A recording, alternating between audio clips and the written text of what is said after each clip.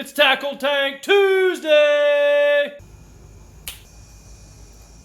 Alright, so there's the Tokyo rig. Right now we got it paired with a googanbaits bandito bug. And I went ahead and dyed the tips of it with the spike it. That stuff is always deadly and will always get you a bite when you're struggling, or just anytime. Maybe a confidence deal. Prove me wrong, that stuff's nasty. So the Tokyo rig, I mean, to be honest with you guys, it's probably made more or less for soft bottom ponds, lakes, reservoirs, whatever. So it works really well in ponds. But I mean, you can fish this thing in the grass. Obviously, that hopping up and down in the grass, look at it just standing right up there. That's what that right there is the whole purpose of that weight being down there. You know, that 2 inches or whatever that is right there. That keeps that bait right up off the bottom, right in the strike zone, where they don't have to go down and get a mouthful of dirt. Although they don't care to go down and eat an old traditional Texas rig down in the dirt and scoop them up a big mouthful of sand. I mean, come on, wouldn't you prefer it up just a little bit? So that little weight bouncing around like there, you might think it gets snagged real bad. It does not. You know, you hardly ever will get this thing snagged up any worse than you would a traditional Texas rig. Comes through cover extremely well. This little guy right here is dirty. It'll get you a lot of bites. I've caught a lot of good fish on it. I'm not speaking about it without testing it out myself. I've caught a lot of fish on this thing right here.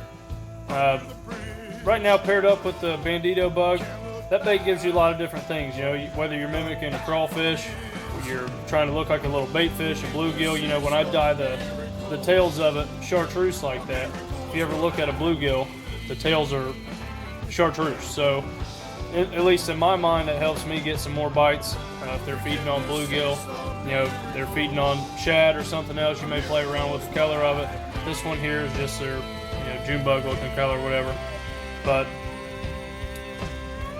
the Tokyo rig right here is nasty. All different situations. If you're just dragging it along the bottom, similar to a Carolina rig, that'll keep your bait up there non-stop if you're just working it on a steady retrieve.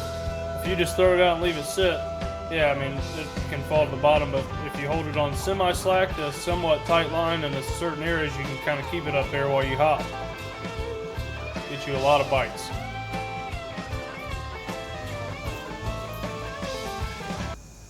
Alright, like I've been saying, we're back on Tackle Tank Tuesday in the bait lab. Tokyo rig, googanbaits bandito bug. Nasty combination, there ain't no doubt about it. Hey man, if you ain't subscribed to Simply Midwest Fishing, yeah, I'm talking to you. Go down here and hit the button. You're going to want to subscribe because every Tuesday we're bringing you a different bait lab series on Tackle Tank Tuesday. Never know what we're going to have in the bait lab.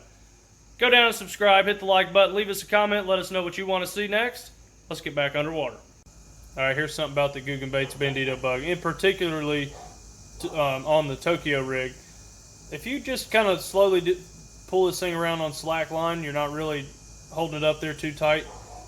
If you look up a video of a crawfish underwater swimming around like that, they're not in a state where they're going to be eaten on by a bass when their claws are up in the air. When they're in that defense mechanism, the bass ain't trying to eat them. So if you look at them swimming around like this, they do swim backwards and their claws lay down. They don't flop up in the air. They don't float up. That's why I think when bass are feeding on crawfish, bandito bug's hard to beat, especially on a Tokyo rig.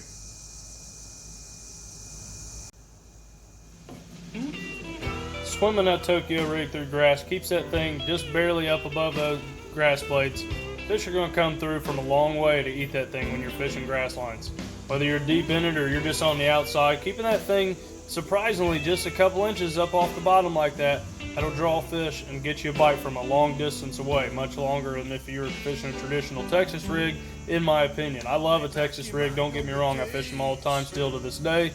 All I'm saying is, there's a reason the Tokyo rig makes the front deck of my boat for a tournament. Today I'm bringing you the googanbaits bandito bug on the Tokyo rig because that's a saucy bait, man.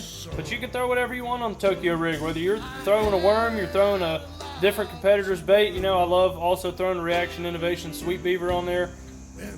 Whatever your preference is, guys. Don't be scared. Get out and try new things. The Tokyo rig is disgusting. If you're a Carolina rig guy, try dragging this. If you're a flipping guy, flip and pitch this into some thick, heavy cover. You can play around with the weight you got on there. You add your own weight on there, so you can play around with whatever size you want and flip it around whichever way. If you're going to be punching some heavy cover, some thick grass, vegetation, whatever you're doing. But you know, for me, in most cases, you pretty much run pretty good with a 3/8 ounce tungsten weight on the bottom of there. It seems like every time, just when you think you got a shot, something always happens. That's getting eaten every time. I don't care who you are. Hey, thanks again for watching Simply Midwest Fishing, guys. We really appreciate it. Go down there and leave us a comment. Let me know what you want to see next in the bait lab.